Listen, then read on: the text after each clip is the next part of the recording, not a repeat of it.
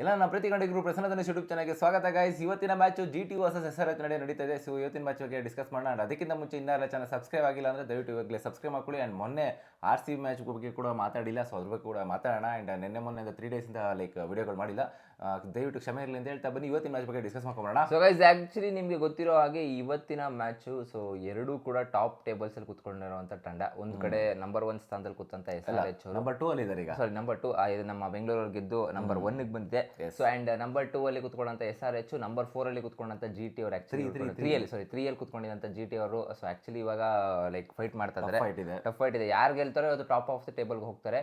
But ಅನ್ನಿಸ್ತಾರದೇನಪ್ಪ ಅಂತಂದ್ರೆ ಇವತ್ತು ಸಖತ್ ಈ ಸತಿ ಮಾತ್ರ ಒಂದು ಕ್ಲೋಸ್ ಕಾಲ್ಸ್ ಗಳು ಬರುತ್ತೆ ಈ ಒಂದು ಪ್ಲೇ ಆಫ್ ರೇಸ್ ಅಲ್ಲಿ ಯಾರ್ಯಾರು ಎಂಟ್ರಿ ಆಗ್ತಾರೆ ಅಂತ. ಸೊ ಐ ಥಿಂಕ್ ಪಂಜಾಬ್ ಅವರು ನಿನ್ನೆ ಮ್ಯಾಚ್ ನ ಸೋತಿರೋದು ಐ ಥಿಂಕ್ ಲಿಟ್ರಲಿ ಶಾಕ್ ಅಂತ ಹೇಳ್ತೀನಿ.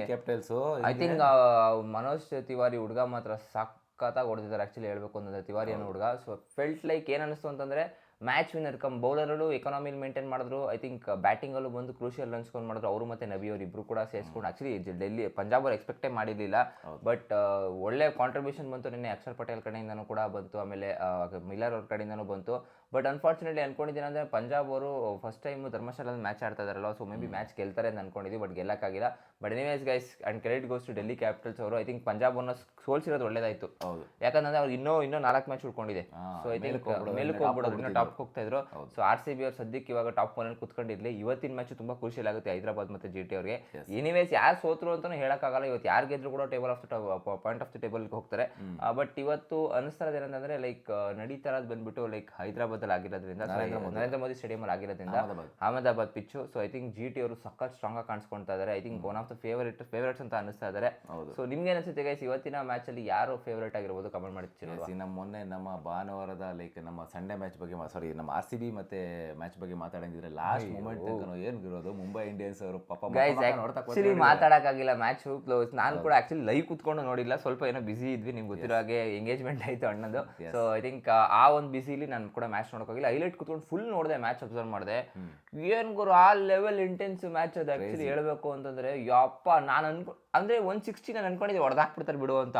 ವಿರಾಟ್ ಕೊಹ್ಲಿ ಡಕ್ಔಟ್ ಗುರು, continues back to back Virat Kohli duck out ಆಗಿದ್ರು. ಈ ಮ್ಯಾಚ್ ಅಲ್ಲೂ ಡಕ್ಔಟ್ ಆದ್ರು. ನೆಕ್ಸ್ಟ್ ಇದಾದ್ಮೇಲೆ ನೋಡ್ತೀನಿ ಏನೋ ಒಂದು ಬರುತ್ತೆ, ರನ್ಸ್ ಬರುತ್ತೆ. ರಜತ್ ಪಟಿದಾರರು ಔಟ್. ಅಯ್ಯೋ ಗುರು, ಇದೇನಾಗಿತ್ತು. ದೇವದತ್ ಪಡಿಕ್ಕಲ್ ಯಪ್ಪ, ನನಗೂ ಗೊತ್ತಿಲ್ಲ ಈ ತರ. ಕೃಣಾಲ್ ಪಾಂಡ್ಯ ಅವ್ರು ಸಮಥಿಂಗ್ ಮುಂಬೈ ಇಂಡಿಯನ್ಸ್ ಮೇಲೆ ಬಂದಾಗ ಸ್ಪೆಷಲ್ ಆಗಿ ಆಡ್ತಾವ್ರು ಆಕ್ಚುಲಿ. ಹಳೆ ಓಚ್ ಪಾಂಡ್ಯ ಬ್ರದರ್ಸ್ ಒಂದು ಎಕ್ಸ್ ಟೀಮ್ ಬೇರೆ ಬಿಟ್ಬಿಟ್ಟಿದ್ರೆ ನನ್ನ ಅನ್ನೋದೊಂದು ಕೋಪ ಇರುತ್ತೆ. ಹಾರ್ದಿಕ್ ಪಾಂಡ್ಯ ಇದ್ದೀರಿ ಇಲ್ಲ, ಹಾರ್ದಿಕ್ ಪಾಂಡ್ಯ ಏನೋ ಸಮಥಿಂಗ್ ಫಿಶ್ ಏನಾಗಿದೆ. ಮುಂಬೈ ಇಂಡಿಯನ್ಸ್ ಅನ್ಫಾಲೋ ಮಾಡಿ ಮತ್ತೆ ಫಾಲೋ ಮಾಡಿದ್ದಾರೆ. ಆಮೇಲೆ ಸೂರ್ಯಕುಮಾರ್ ಯಾದವ್ ಅನ್ಫಾಲೋ, ತಿಲಕ್ ವರ್ಮನು ಇನ್ಸ್ಟಾಗ್ರಾಮ್ ಅಲ್ಲಿ ಅನ್ಫಾಲೋ ಮಾಡಾಕಿದ್ದಾರೆ ಅಂತೆ. ಸಖತ್ ಏನೋ ಮನಸ್ತಾಪಗಳಾಗಿದೆ ಆಕ್ಚುಲಿ ಮಧ್ಯದಲ್ಲಿ. So may be captaincy material ನ ಒಂದ್ ಸ್ವಲ್ಪ ನೋಡೋ ಆಗಿದ್ದ ದೃಷ್ಟಿಯಿಂದ ಮೇ ಬಿ ರೋಹಿತ್ ಶರ್ಮಾ ವಾಪಸ್ ಕೊಡ್ಬೋದೇನೋ ನೆಕ್ಸ್ಟ್ ಸೀಸನ್, ಗೊತ್ತಿಲ್ಲ. ಇಲ್ಲಾಂದ್ರೆ ಸೂರ್ಯಕುಮಾರ್ ಯಾದವ್ ಹೋಗ್ಬೋದು. ಯಾಕಂದ್ರೆ ಸೂರ್ಯಕುಮಾರ್ ಯಾದವ್ ಅವರು ಕ್ಯಾಪ್ಟನ್ಸಿ ಅಂತ ಬಂದಾಗ ಒಂದ್ ಸ್ವಲ್ಪ ಚೆನ್ನಾಗಿ ನಿಭಾಯಿಸ್ತಾರೆ. ಅಂದ್ರೆ ಪ್ಲೇಯರ್ಸ್ ಗಳ ಮೆಂಟಾಲಿಟಿನ ಸ್ವಲ್ಪ ಅರ್ಥ ಮಾಡ್ಕೊಂಡು ಕಾಮಾಗಿ ಕಂಟ್ರೋಲ್ ಮಾಡ್ಕೊಂಡು ಹೋಗ್ತಾರೆ. ಆಕ್ಚುಲಿ ನಾವು ಹೇಳ್ಬೇಕು ಅಂತಂದ್ರೆ ನಮ್ಮ ಭುವಿಗೆ ಹ್ಯಾಟ್ಸ್ ಹೇಳಬೇಕು. 4 ವಿಕೆಟ್ ತಗೊಂಡು ಅವತ್ತಿನ ಮ್ಯಾಚ್ ಅಲ್ಲಿ. ಅಂಡ್ ಲಾಸ್ಟ್ 6 ಹೊಡ್ಕೊಂಡು ರಶೀದ್ ದಾರ್ ಸುಮ್ಮನೆ ಕುಟುಕೊಂಡು ಓಡೋಗಿ ಓಡ್ ಬಂದಿಲ್ಲ ಅಂದಿದ್ರೆ ಮ್ಯಾಚ್ ಪಕ್ಕ ಎಲ್ಲಿತ್ತು guys match. ಜಕ್ಕಬ್ Bethell crucial inning ಸ್ವಲ್ಪ ಪಾರ್ಟ್ನರ್ಶಿಪ್ ನಾಗ ತಂದ್ಕೊಂಡ್ರು. ಆಕ್ಚುಲಿ ಅವ್ರನ್ನೂ ನಾವು ಮರೆಯಾಗಿಲ್ಲ. ಅಂಡ್ ತುಂಬಾ ಜನ ರಮರೇಶ್ ಅವ್ರನ್ನ ಬೈಕೊಳ್ತಾ ಇದ್ರಿ, ಬೌಲಿಂಗ್ ಅವ್ರ ಎಕಾನಮಿ ಹಾಕಿಲ್ಲ, ಗಿಂತ ಎಕಾನಮಿ ಅವ್ರದ್ದು ಕಮ್ಮಿ ಇದೆ. ಸೊ ಅರ್ಥ ಮಾಡ್ಕೊಳ್ಳಿ ಗೈಸ್, ಕೆಲವೊಂದ್ಸತಿ ಬ್ಯಾಟಿಂದ ರನ್ಸ್ ಬಂದಿಲ್ಲ ಅಂದ್ರೆ ಬೌಲಿಂಗ್ ಇಂದ ಮಾಡ್ತಾ ಇರ್ತಾರೆ. ಸೊ ಐ ಥಿಂಕ್ ಬ್ಯಾಕಪ್ ಮಾಡುವ. ಬಟ್ ಆಕ್ಚುಲಿ ಹೇಳ್ಬೇಕು ಅಂದ್ರೆ ರೋಹನ್ ರಶಫೋರ್ಡ್ ಅವರು ಟ್ರೈ ಮಾಡಿದ್ರು, ಕನೆಕ್ಟ್ ಮಾಡಕ್ ಆಗ್ತಾನೆ ಇಲ್ಲ. ಬಟ್ ಎಲ್ಲಿದ್ದೆ ಗುರು ನೀನು. ಅದೇ ವಿರಾಟ್ ಕೊಹ್ಲಿ ಅವ್ರು ಹೇಳ್ತಾರಲ್ಲ, ನಮ್ಮ ಭುವನೇಶ್ವರ್ ಡೇವಿಡ್ ಅವರು, ನಾಟ್ ಕೃಣಾಲ್ ಪಾಂಡ್ಯ ಅಲ್ಲ, ಭುವನೇಶ್ವರ್ ಡೇವಿಡ್ ಅವರು. ಕೃಣಾಲ್ ಪಾಂಡ್ಯ ಅವ್ರು ಕೆಲಸ ಅವ್ರು ಮಾಡ್ಬಿಟ್ಟು ಹೊಂಟೋದ್ರು. ಬಟ್ ಸ್ಟಿಲ್ 12 ರನ್ ಬೇಕಾಗಿತ್ತು ಆ ಟಫ್ ಇದ್ರಲ್ಲಿ ಪಿಚ್ಚಲ್ಲಿ. 12 ರನ್ ಒಂಥರ 25 ರನ್ ಲೆಕ್ಕ ಆಕ್ಚುಲಿ ಹೇಳ್ಬೇಕು ಅಂತಂದ್ರೆ. ಹಂಗೋ ಹಿಂಗೋ ಆ ಮನುಷ್ಯ ಬೌಲರು.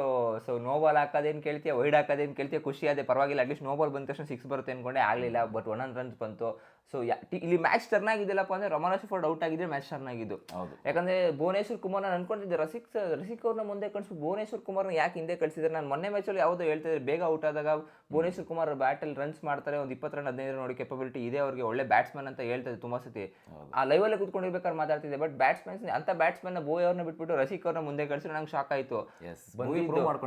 ಅದೇ ಹೇಳಿಲ್ವಾ ಭುವನೇಶ್ವರ್ ಕುಮಾರ್ ಡೇವಿಡ್ ಅಂತ, ಟಿಮ್ ಡೇವಿಡ್ ತರ ಭುವನೇಶ್ವರ್ ಕುಮಾರ್ ಡೇವಿಡ್ ಬಂದಿದ್ದು ಮೊದಲನೇ ಬಾಲೆ 6 ಗುರು. ನಾನಂತೂ ಯಪ್ಪ ಹೈಲೈಟ್ ನೋಡ್ತಾ ಇದ್ದೀನಿ ಗೈಸ್. ಆಕ್ಚುಲಿ ಎಕ್ಸೈಟ್ಮೆಂಟ್ ಆಗ್ಬಿಟ್ಟೆ ನಾನು. ಲೈವ್ ಮಾಡಬೇಕಿತ್ತು, ಲೈವ್ ಮಾಡ್ಬೇಕಾಗಿತ್ತು, ಬಟ್ ಹೈಲೈಟ್ ನೋಡ್ತಾ ಇದ್ದೆ. ಎಂಗೇಜ್ಮೆಂಟ್ ಆಗಿದ್ರಿಂದ ಸೊ ಬರಕ್ಕಾಗಿಲ್ಲ. ಸೊ ಕ್ರೇಜಿ ಗೈಸ್, ಹೈಲೈಟ್ ಸಖತ್ತಾಗಿ ಸಿಕ್ಸ್ ಹೊಡಿತಾರೆ. ಅದು ಫುಲ್ಲು ಹೆಂಗ್ ಹೋಗುತ್ತೆ ಅಂತಂದ್ರೆ ಅನ್ಕೊಂಡೆ ಕ್ಯಾಚ್ ಹೋಗ್ಬಿಡುತ್ತೆ ಅಂತ ಬಾಯಲ್ಲಿ ಇಟ್ಕೊಂಡಿದ್ದು ಹೆಂಗೂ, ಬಟ್ ಸ್ಟಿಲ್ ಅದು ಅದ್ರ ಮೇಲೆ ಸಿಕ್ಸ್ ಹೋಗುತ್ತೆ. ಲಾಸ್ಟ್ ಬಾಲ್ ಅಂತೂ ಡ್ರಾಮಾ ಗುರು. ಆ ಮನುಷ್ಯ ಆಕ್ಚುಲಿ ನಾನ್ ಸ್ಟ್ರೈಕರ್ ಅಲ್ಲಿ ಹೊಡೆದಿದ್ರೆ ಮ್ಯಾಚ್ ಡ್ರಾ ಆಗ್ತಿತ್ತು. ಬೌಲರ್ ಓಡ್ ಬಂದ ವಿಕೆಟ್ ಕೀಪಿಂಗ್ ಅಲ್ಲಿ ನಿಂತ್ಕೊಂಡಿಲ್ಲ, ಬೇಡ ಅಟ್ಲೀಸ್ಟ್ ಅವ್ರು ನಿಂತ್ಕೊಂಡು ಡೈರೆಕ್ಟ್ ಥ್ರೋ ಹೊಡೆದಿದ್ರು ಅದಕ್ಕೆ ಔಟ್ ಆಗ್ತಿತ್ತು. ಆಕ್ಚುಲಿ ಹೇಳ್ಬೇಕು ಅಂದ್ರೆ ಅಷ್ಟು ಪ್ರಾಕ್ಟೀಸ್ ಮಾಡಿರ್ತಾರೆ, ಸ್ಕಿಲ್ಸ್ ಇರುತ್ತೆ. ಅವನು ಎಡವಟ್ ಮಾಡ್ಕೊಂಡು ಬೌಲರ್ ಇಲ್ಲ ಅಂತ ಅಂದ್ಬಿಟ್ಟು ಆ ಕಡೆ ನಾನ್ ಕೀಪಿಂಗ್ ಕಡೆ ಎಳೆದಿದ್ದು, ವಿಕೆಟ್ ಕೀಪರ್ ಕಡೆ ಎಳೆದಿದ್ದು. ಐ ಥಿಂಕ್ ಅದು ಕೂಡ ಡೈ ಹಾಕಿ ರಸಿಕದಲ್ಲಿ ಒಳಗಡೆ ಹೋದ್ರು. ಐ ಥಿಂಕ್ ನಾನು ಆಮೇಲೆ ಭಯ ಆಗೋಯ್ತು, ರಸಿಕದಲ್ಲಿ ತೆಗೆದು ಹೆಲ್ಮೆಟ್ ಹಾಕ್ಬಿಡ್ತಾರೆ ವೇಷ್ಕಾಂತರ ಅಂತ ಅನ್ಕೊಂಬಿಟ್ಟೆ. ಆಮೇಲೆ ಅದು ತುಂಬಾ ಓವರ್ ಆಗ್ಬಿಡುತ್ತೆ. ಬಟ್ ಆ ಥರ ಅಗ್ರೆಷನ್ ಮಾಡಲಿಲ್ಲ ಅಂದರೆ ಮನುಷ್ಯನಿಗೆ ಏನು ಮಾಡಬೇಕು ಅಂತ ಎಕ್ಸೈಟ್ಮೆಂಟ್ ಇತ್ತು, ಅಗ್ರೆಷನ್ ಇತ್ತು. ಬಟ್ ಒಳಗಡೆ ಹೆಲ್ಮೆಟ್ ಹೊಡಿಲಿಲ್ಲ, ಎತ್ಬಿಟ್ಟು ಹಿಂಗೆ ಇಟ್ಕೊಂಡು ಹಿಂಗೆ ತೋರಿಸಿದ್ರು.